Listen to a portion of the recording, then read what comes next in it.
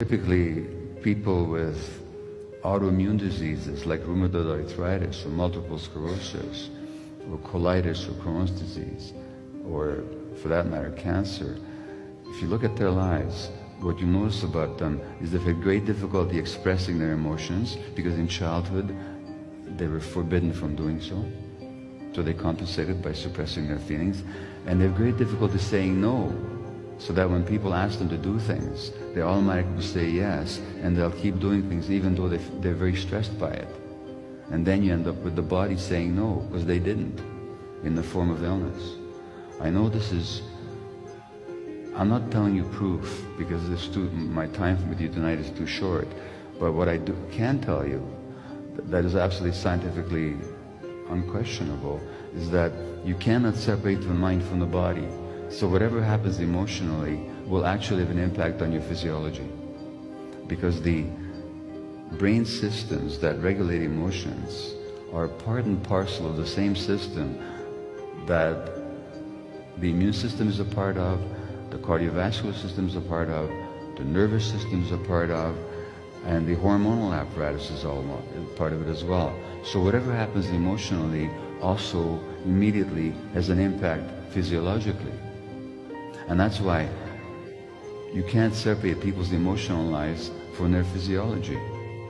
You can also not separate people's physiology from their relationships. We know, for example, that children whose parents are stressed are much more likely to have asthma. And so that the more stressed and depressed the parents are, the more medication the child might need for their asthma. And why? Because the child's emotions have an impact on the child's physiology, and the parent's emotional states have an impact on the child's emotions. And if you want to look at it more broadly, what are we talking about? If you're looking at the increasing rate of asthma in North America these days, and allergies of all kinds, or the increasing rate of ADHD and depression and all that amongst kids, what's going on? What's going on is that the parents are getting more stressed, and therefore the kids are getting more stressed, and therefore the kids are getting more sick. And it's not a question of the parents not loving their kids, it's not a question of blaming parents, it's not a question of parents not doing their best. It's the question is that because of economic circumstances and greater isolation, the breakdown of extended families, the breakdown of communities, all the uncertainties of modern industrial life, the parents are more stressed, and the more stressed the parents are, the more stressed the kids are. And when the kids are emotionally stressed, that also affects their physiology. Isolation.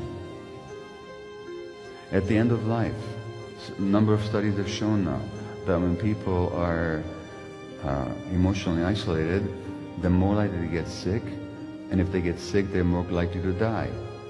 And so, for example, amongst elderly couples, when one of them is hospitalized, the other's risk for dying goes up significantly. Why? Because our physiology cannot be separated from our emotions, and our emotions cannot be separated from our relationships. So human relationships are actually necessary to maintain healthy human life. We're social creatures. It also means that in a society where kids are growing up increasingly without their parents, because the parents are too busy working, they have to,